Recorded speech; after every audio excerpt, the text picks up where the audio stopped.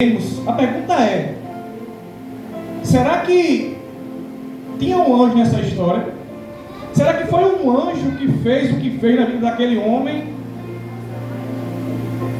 Eu perguntei se alguém tinha o verso 4, especificamente o verso 4 entre colchetes, porque vai ser interessante a igreja saber disso. Ainda bem, graças a Deus, a irmã Josefa confirmou que na Bíblia dela, que está em casa, que a mesma linguagem da minha tem. É assim, irmã Josefa? Glória a Deus. A irmã está ali, a mesma feita. O verso 4 das nossas Bíblias estão entre colchetes, estão entre parênteses.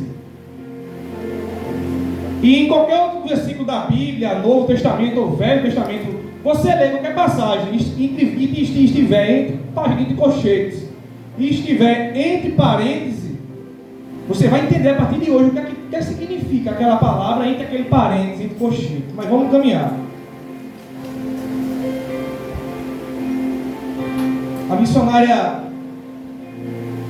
nosso irmão Samuel, quando ele louvou, ele deixou uma frase interessante. Eu gosto de anotar, pensa, eu gosto de escrever.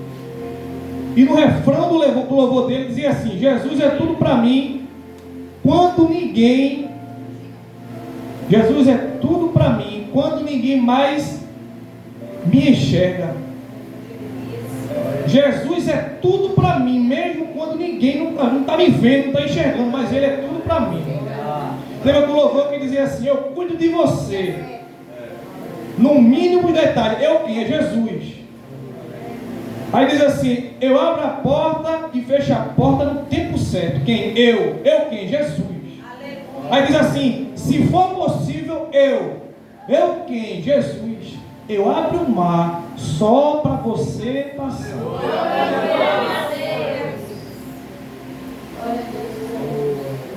Aleluia, glória a Deus. Aí a missionária Eliane, para finalizar com chave de ouro, louvou, e um dos refrões dizia assim: Jesus, estou chorando porque sei que tu estás aqui. Esse choro não é de tristeza, não. Esse choro é de alegria, missionária Eliane. Aleluia. E esses três louvores enfatizam essa mensagem. O quê? Que é a presença de Jesus que faz a diferença. Alguém pode dizer: naquele pastor, ele faz a diferença naquele lugar. Você está errado. Que faz a diferença neste lugar é a presença de Jesus. Aquele levita, ele até, aleluia, tudo na vida do, aleluia, do discípulo, da discípula, do obreiro, tudo na vida de quem faz a obra é a presença de Jesus naquela vida. Não é o homem. Não é o homem. Vai vir um pregador de Belo Horizonte. Não é o pregador, é a presença de Jesus na vida do homem. Para que buscar tão longe, né, pastor? Tem o Senhor aqui para nos orientar pela palavra. Mas vamos caminhando. Eu queria que você, com muito carinho, eu gosto de estar falando isso direto, não. Diga assim para o seu irmão: chegou a vez de você ser abençoado. Diga assim: por quê? Porque Jesus chegou. Chegou a tua vez de ser abençoada, porque Jesus, Ele chegou. Eu vou te explicar. Muitas das vezes o irmão fica triste, chateado, porque o irmão compra um carro, compra uma moto, compra um paletó. Você tem que se alegrar. Por quê? Porque a fila está andando e vai chegar a sua vez. Vai chegar a sua vez, irmã Ed. Vai chegar a sua vez, minha missionária. Vai chegar a sua vez. Vai chegar a sua vez. Não se entristeça porque o irmão prospera e nada acontece na tua vida. Sabe por que não aconteceu? Porque não chegou ainda a tua vez. Mas pelo direcionamento da palavra do Senhor, quero te dizer: chegou a tua vez de ser abençoado e abençoada. Por quê? Porque Jesus chegou. Eu creio. Esta passagem, igreja, ela é interessante porque ela conta a história de um paralítico. E esse paralítico, ele estava num tanque chamado Betesda. A palavra Betesda significa casa de misericórdia. Lucas, por favor, fica aqui no som. E eu quero te dizer que não tinha nenhum anjo nessa história. Você até pode ficar pasmo com o que eu vou dizer. Não tinha nenhum anjo nessa história. Tinha não, mas a Bíblia diz que sim. A Bíblia diz que tinha um anjo. Vou te explicar, vou chegar lá. Esse homem, ele estava num tanque que em hebraico quer dizer casa da misericórdia, casa de misericórdia. Esse homem paralítico, ele estava paralítico, entenda, ele estava paralítico há 38 anos, não sabemos na idade dele e não sabemos quanto tempo ele estava ali. A gente sabe que durante 38 anos ele estava enfermo, ele estava aguardando alcançar a misericórdia de Jesus. E quem nessa noite, minha irmã Thalita? Quem nessa noite me chegou aqui? Eu cheguei aguardando a misericórdia de Deus na minha vida. O crente tem um propósito, é esperar no Senhor e confiar nas promessas dele. Agora esse homem missionário Eliane, ele estava em um lugar, escute porque eu te digo que não tinha um anjo aqui. Isso aqui é uma introdução. Ele estava em um lugar onde todos os doentes estavam em uma fila injusta. Essa aqui é uma fila injusta, porque a Bíblia diz que era o primeiro que descesse, depois da água ser movimentada, sararia de qualquer doença. Ou seja, você acha que Deus é esse Deus que a gente muitas das vezes interpreta?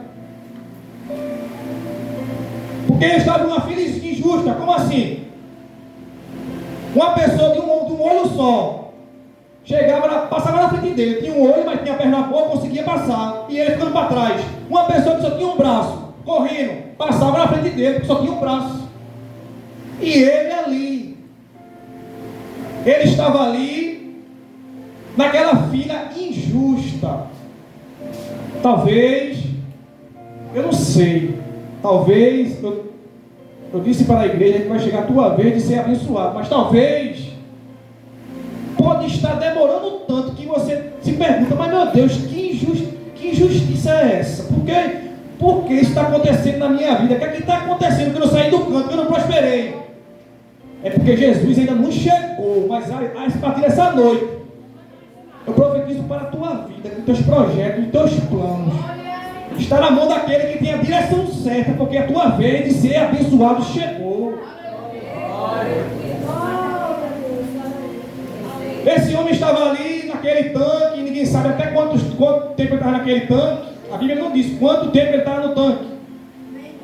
Mas onde ele estava, a igreja, era um lugar que podia passar pessoa de um braço só, pessoa de uma perna só, pessoa de um olho só, tudo passando na frente dele. Você acha que o meu Deus, que eu sirvo, que você serve, é um Deus teocrático?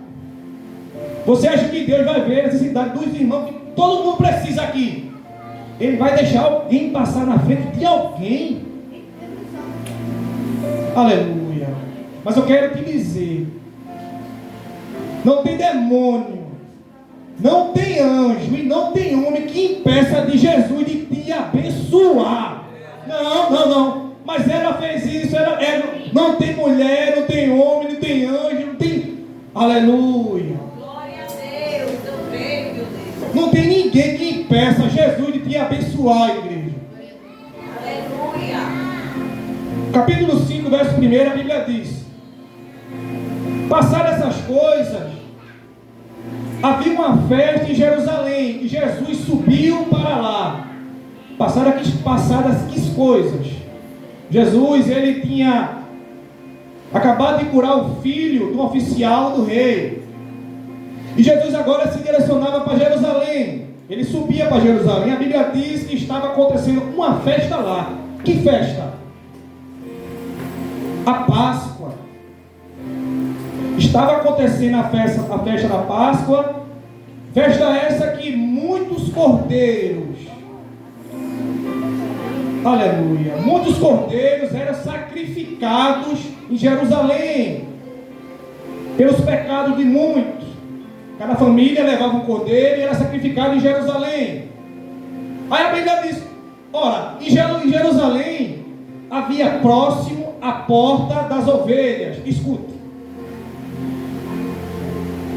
meu compromisso é que você entenda a palavra de Deus. Esse é meu compromisso. A Bíblia diz que próximo à porta das ovelhas havia um tanque em hebraico chamado Betesda, o qual tem 5 alpendres. 5 compartimentos, 5 locais, 5 galpões, vamos dizer assim.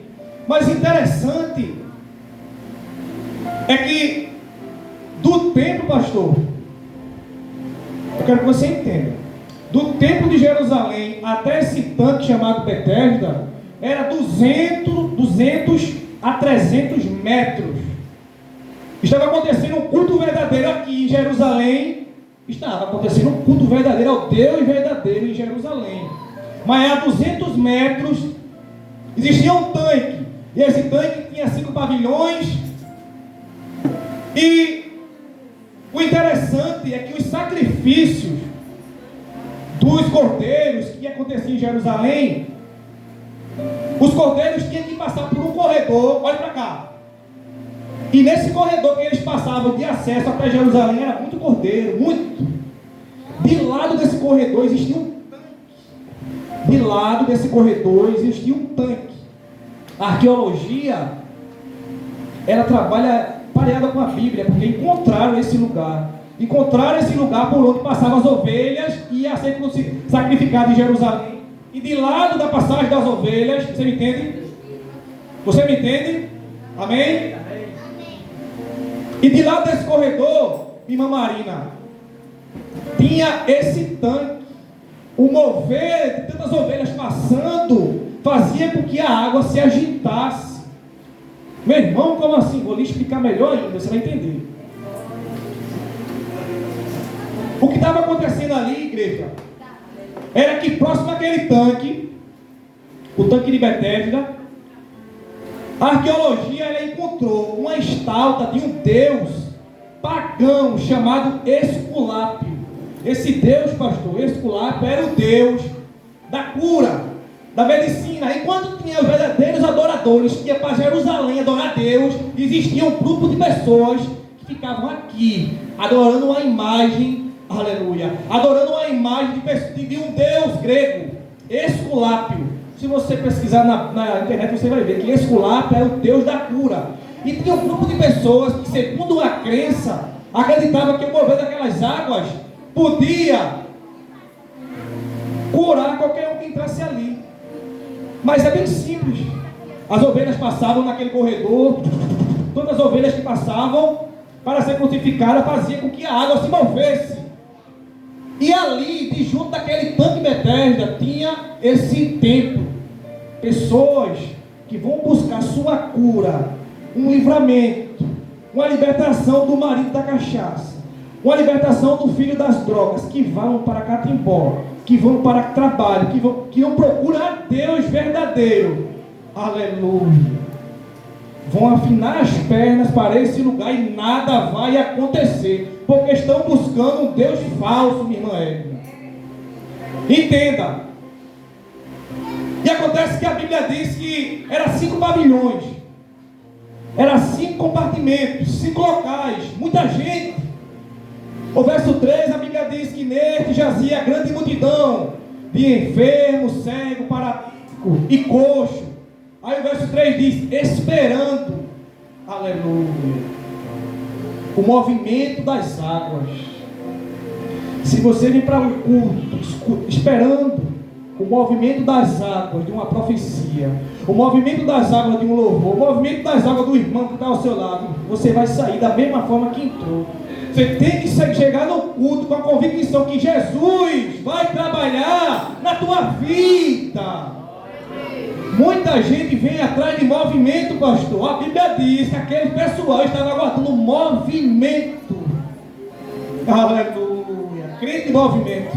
Estava aguardando o movimento, mas a palavra de Deus é o movimento que vai fazer tudo o contrário da tua vida, voltar para o seu eixo e voltar para o lugar. Esse povo, ele está, a Bíblia diz que uma multidão, muita gente. Sabe por que essa gente era diferente dessa gente que estava em Jerusalém, no templo? Porque os judeus oficiais, os judeus tradicionais, eles não aprovavam essa superstição de cura de tanque. Eles não aprovavam. Eles acreditavam, aleluia, glória a Deus. Eles acreditavam no verdadeiro Deus, que fazia todos os milagres, assim como libertou o povo da escravidão, assim como supriu o povo no deserto. E esse daqui não. Esses daqui não se davam com esses daqui em crença. Esses daqui acreditavam que um simples mover de uma água. Você nunca vai ver na Bíblia. E se houver, pode mostrar a mim, o nosso pastor, um anjo curando ninguém. Na Bíblia não existe um anjo curando ninguém. Você é contra anjo, não, pelo amor de Deus. A Bíblia diz, quando Jesus passou os 40 dias no deserto, os anjos o serviam. Glória a Deus. Mas aqui eu quero te dizer que esse povo aqui que estava distante da verdadeira genuína, a verdadeira genuína promessa de cura de um Deus verdadeiro, estava buscando, pastor, escape em um Deus falso e uma superstição de uma água que via. Mas o interessante que eu falei para a igreja no verso 4 é que muitas das Bíblias de hoje, o verso 4 está entre colchetes. Muitas Bíblias, o verso 4 não está entre colchetes. Tu sabe por quê? A minha Bíblia e a tua está entre colchetes. É uma adição que o copista, a pessoa que traduziu a Bíblia, na hora que foi copiar, ele introduziu esse texto no originais, porque nos originais não tem esse anjo movimentando as águas. Ele entendeu, ele interpretou como se fosse um anjo que descesse até aquele lugar e fizesse, missionária Eliana, o mover das águas. Mas esse anjo nunca existiu aqui. Vou mostrar para você que esse anjo não existia. E se existia, foi desautorizado por Jesus.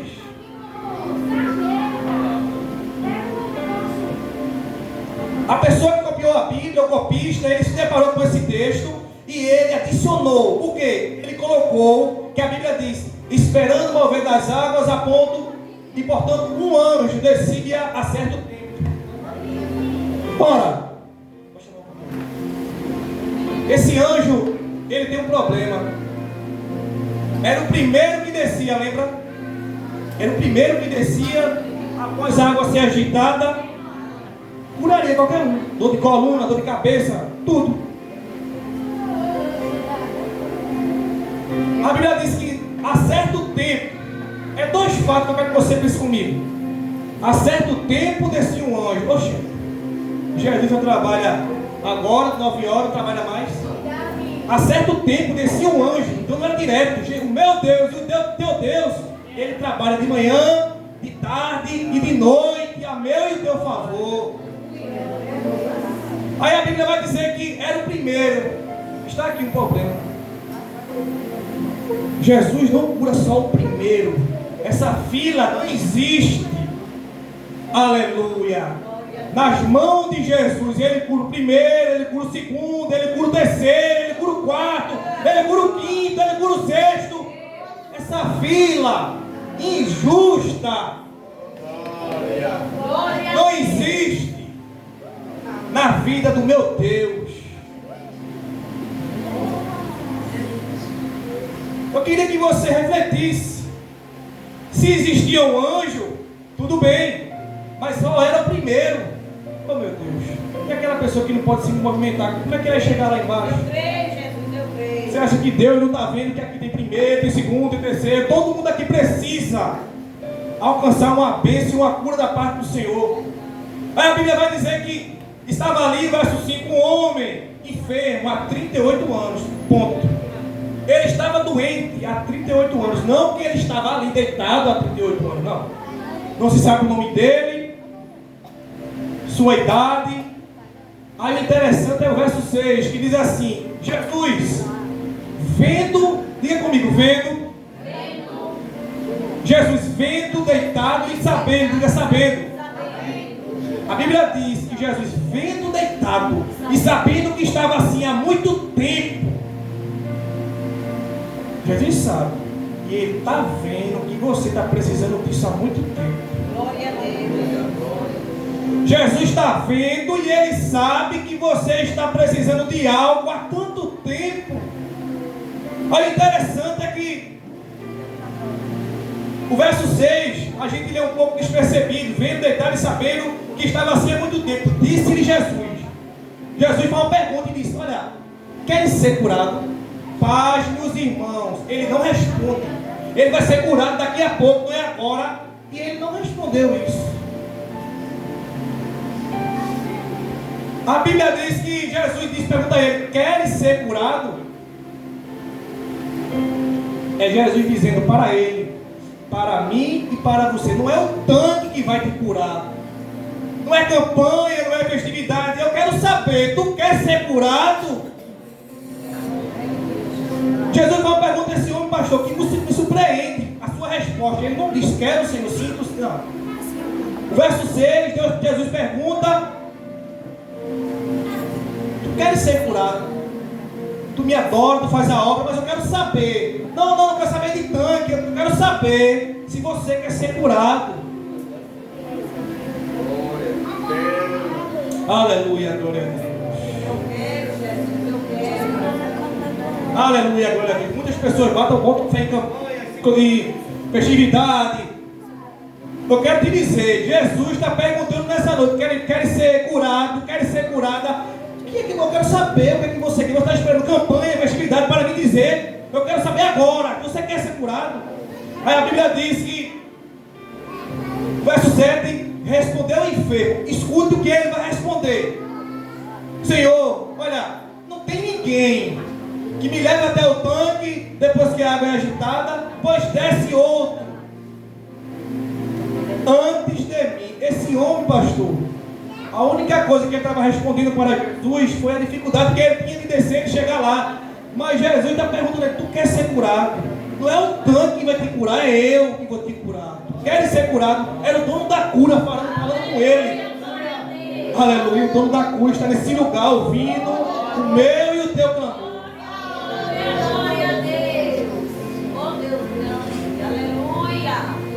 Aí esse homem agora, ele diz que não tinha ninguém que levasse até lá. Ele está expondo a Jesus as dificuldades dele, mas ele não está respondendo o que Jesus está perguntando a ele. Tudo que ele enxergava era aquele tanque. Talvez, todavia, muitas pessoas, o que só enxergam, aleluia, glória a Deus, Glória a Deus. é coisa tão superficiais, é coisa tão banal. Ele só enxerga as coisas que estão tendo dificuldade. Mas Jesus está perguntando, mas é Jesus perguntando: você, o que queres que eu te faça? Queres ser curado? Ao verso 8 a Bíblia vai dizer que Jesus disse-lhe: toma o teu leito e anda. Diga comigo, leito. Aleluia. Sabe por quê, pastor? Jesus disse: toma o teu leito e anda. Alguém pode dizer assim: meu irmão, leito é cama, não é não? Leito não é cama, não é não. Esse homem, ele tinha alguma dificuldade de responder a Jesus, não sei. Ele tinha a sua confiança em um anjo. Esse homem, ele tinha a sua confiança em um anjo, em uma crença. Mas se existia algum anjo, ele foi desautorizado por Jesus. Jesus chegou aqui e disse: não, você não consegue chegar lá não, você quer ser curado. Curou ele. Agora o texto vai dizer que Jesus o curou, mas ele até aqui não respondeu. Isaías capítulo 41, verso 13, a Bíblia diz: eu te tomo pela tua mão direita, aleluia, Glória a Deus. e te digo: não temas, eu te ajudo. Ele disse que não tinha ninguém para ajudar ele, ele disse que não tinha ninguém para fazer a obra com ele, mas Jesus disse: não tinha ninguém, mas eu te tomo pela tua mão direita e te digo: eu te ajudo.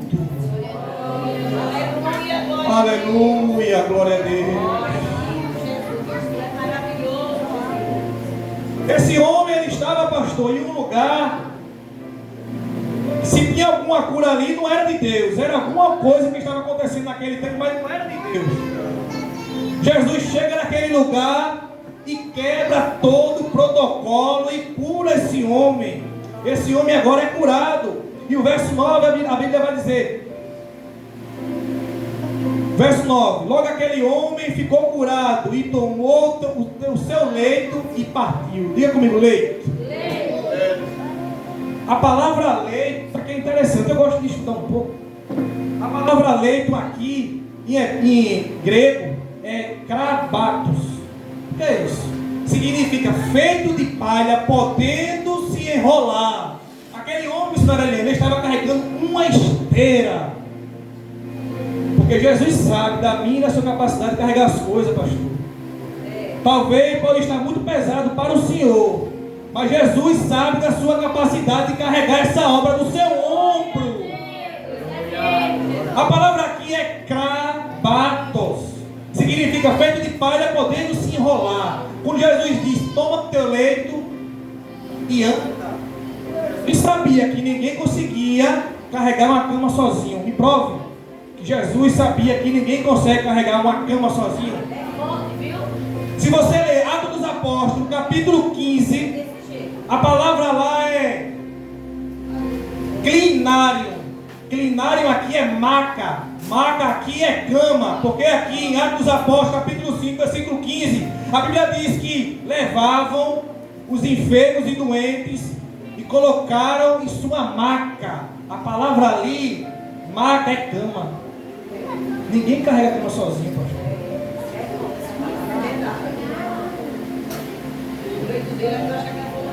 Talvez você esteja carregando aquilo que não é para você carregar sozinho.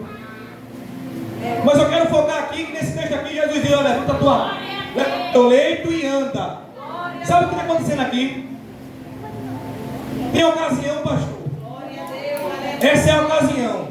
Essa ocasião, Jesus estava dando força àquele homem para ele próprio carregar o leito e andar. Você me entende, igreja? Tem coisas que é para eu e você fazer. Tem coisas que é para eu e você orar. É para eu e você carregar. Jesus sabia que aquele homem era capaz de carregar o leito dele sozinho, sem ninguém. Porque ele disse, Senhor, não tem ninguém que carregue comigo. Mas Jesus disse, eu sei que não tem ninguém, mas eu confio em você. Eu confio em você, missionária Eliana. Irmã Germana, eu confio na senhora. Irmã Marina, irmã Cícera, missionária Levita Samuel, eu confio que vocês podem carregar sozinho. Aleluia, glória a Deus, eu creio, meu Deus. E quando eu não puder, meu irmão, carregar sozinho, quando eu não puder, quando você não puder, Jesus vai levantar alguém para te ajudar a carregar a tua cama. Glória a Deus, aleluia. A Bíblia diz, igreja, que a sombra de Pedro, Atos dos Apóstolos, capítulo 5, verso 15, é a sombra de Pedro, Lucas. A sombra de Pedro, quando Pedro passava, pastor,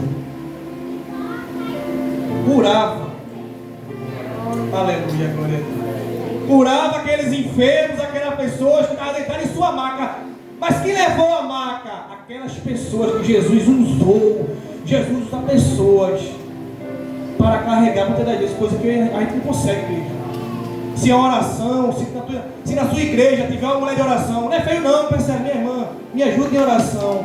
Quando a senhora for orar, apresenta a minha vida, a minha família, as suas orações. Aleluia, glória a Deus. E Deus te ajuda a carregar, igreja. Isaías capítulo 40, verso 29, a Bíblia diz, Deus, veja que interessante, faz forte ao cansado e multiplica a força daquele que não tem nenhum vigor. Glória a Deus, aleluia. Ele é aquele que multiplica a força de que não tem nenhum vigor. Eita, que Deus é esse, meu? Deus está multiplicando força de crente que está aqui. Eu não tenho nenhuma mesmo. Ele está trabalhando naquela pessoa que não tem nenhuma. Aleluia, glória a Deus. Deus é lindo, maravilhoso. Aí o verso 10 a Bíblia diz, vou correr para ganhar os tempos, diz assim, e por isso disseram os judeus, verso 10, ao que fora curado, os judeus dizendo aquele homem, olha, hoje é sábado, E não te é permitido carregar o teu leito. Aleluia, glória a Deus. Lembra Jeremias capítulo 17, o verso 21 e 22? Ali, Jeremias 17, 21 e 22, o contexto ali é pessoas que comercializavam no templo, em Jerusalém, ali dentro. Aí não podia carregar suas bagagens. Mas onde Jesus chega, não é a bagagem que você vai carregar. É a cura, é a libertação da tua família. Quando Jesus chegou ali, Jesus não estava infringindo nenhuma lei, porque os intérpretes da lei, os judeus, estavam interpretando errado. Ele estava dizendo àquele homem: olha, hoje é sábado, não tinha permitido carregar dia de sábado. Mas Jesus, quando ele chega, aleluia, ele quebra todo e qualquer protocolo. Aleluia, ele está chegando na minha tua vida e ele vai trabalhar. Alguém pode dizer assim: meu irmão, já estou concluindo.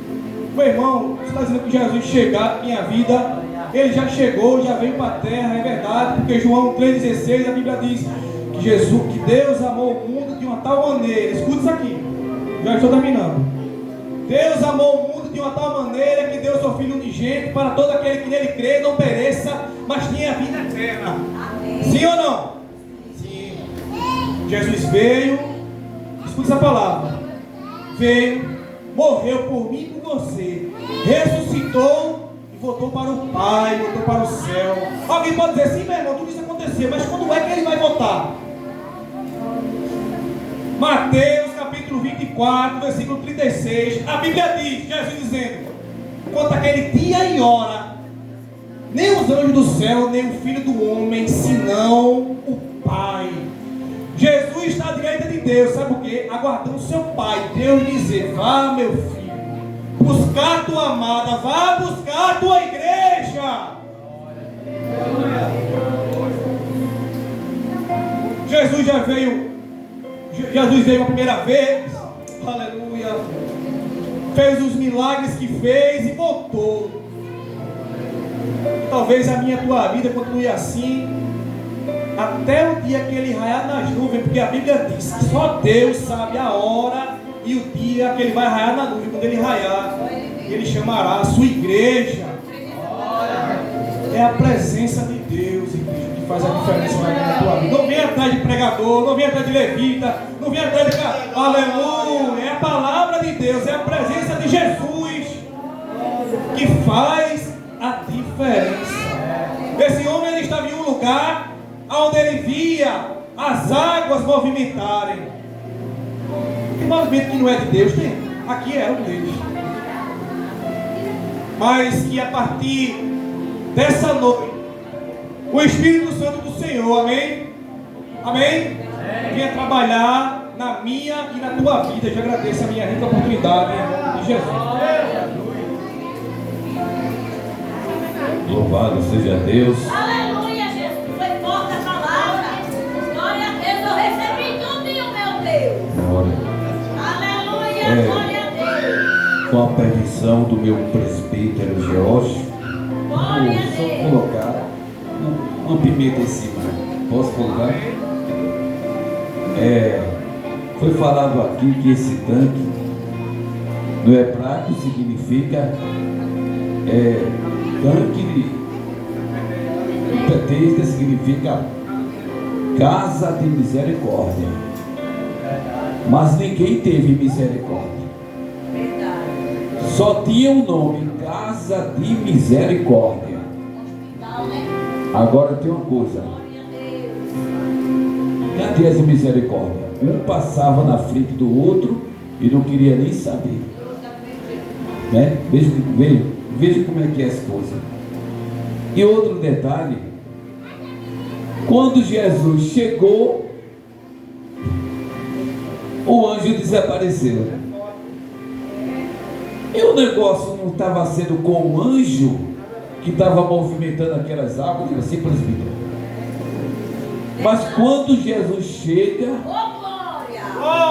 aí o anjo desapareceu. Aleluia, glória a Deus. Não teve mais anjos. É forte, meu Deus. Gente, Aleluia. pelo amor de Deus, a glória, a a honra só pertence a Jesus. Até o momento, quem estava sendo glorificado era o anjo. Mas até quando Jesus chegou, as coisas mudou. Então que essa palavra que o nosso presbítero falou é muito profunda. É verdade, Jesus. E eu aprendo sempre com o meu presbítero. E deixa eu falar um negócio para vocês. Vou terminar agora, concluir minhas palavras agora. Deixa eu falar um negócio para vocês. Existem pessoas que se preocupam tanto em convidar vou convidar um pregador fulano de tal, eu vou chamar fulano de tal. Gente, vamos valorizar os pratos de casa. Vamos valorizar, minha gente. Às vezes, não tenho nada contra, é bom receber visita, é maravilhoso. Mas vejo, nesses últimos tempos, é o seguinte: convida o pastor fulano, que é o homem de Deus. E o teu pastor, o teu presbítero que está junto de você não é homem de Deus, não? Porque eu vou dizer um negócio, eu vou ser sincero. Teve um pregador aí do Recife, do Grande Recife, né? Que ele falou comigo, pediu R$200 para vir trazer a palavra. Eu conheço o presbítero George de perto. Aí eu posso dizer, isso aqui é um homem de Deus. Mas esse homem lá do Recife, eu não sei nem o que é que ele está fazendo por lá. E muitas vezes vem para a igreja e o pessoal recebe, eita que palavra, Deus usou aquele homem. Gente, preste bem atenção, nós temos que valorizarmos mais aqueles que são de casa. Para que eu me preocupar tanto com os levitas de fora, se dentro da igreja tem levita? Aí às vezes a pessoa fica, não, eu tenho que chamar fulano, é porque eu tenho que convidar. Aí convida, a pessoa vem, recebe dinheiro, dá um pulo, 2 aqui, não sei. Aí no final da história, o dinheiro que podia ser investido na obra vai para a mão de uma pessoa que muitas vezes a gente não sabe a vida dele. Então nós temos que ter vigilância, porque aqui dentro da igreja tem homem de Deus e tem mulher de Deus. Agora o que resta, sabe o que é? É você olhar para o seu irmão e dizer: eu conto com você nessa obra. Porque essa obra aqui, ela está em pé por causa de cada um de nós. Não é por pessoas de fora, não. É vocês que ajudam e que estão juntos. Então vamos valorizarmos, abraçarmos mais as pessoas que estão aqui. E deixa eu falar um negócio para vocês. Esse ministério vai fazer 10 anos. E eu não quero pregador de fora para trazer a palavra. Não quero. Eu quero pregador da igreja. Ah, pastor, mas o senhor não vai chamar um cantor de renome? Eu chamar? Tendo um cantor na igreja? Eu vou chamar cantor de fora só para comer bolo? Encher a barriga e sair falando? Não, meu filho. A minha festa, a festa do ministério de 10 anos, eu vou contar com pessoas daqui de dentro. É com vocês que eu vou contar. Aqui nós temos levita, abra os olhos. A irmã Gerane canta bem, né? Missionária Eliane, né? Nós temos a irmã Thalita, nós temos a irmã Cícera, a irmã Thalia, nós temos o pregador feito o nosso prefeito George, nós temos a nossa missionária Josefa, nós temos aí o levita Samuel. Todos nós estamos aqui, nós temos o nosso irmão Cosme. Gente, a gente temos que valorizarmos cada vez mais as pessoas de casa. Muitas vezes nós damos tanta ênfase aos outros de fora e esquecemos dos de casa. Então existe uma inversão de valores. Está vendo o Lucas aqui? Para mim ele é o melhor tocadista que tem de violão. Mas por quê? Porque é da gente, minha gente. O tocadista bom de violão não é o de fora, é esse aqui que toca para a gente. Então a gente tem que ter essa mente, viu? O anjo, muita gente ali naquela época estava dando ênfase a anjo e estava esquecendo de Jesus. Pare e pense. Amém? Amém. Sempre eu digo, envelhecer é sinal de sabedoria. Amém. Vamos ficar de pé.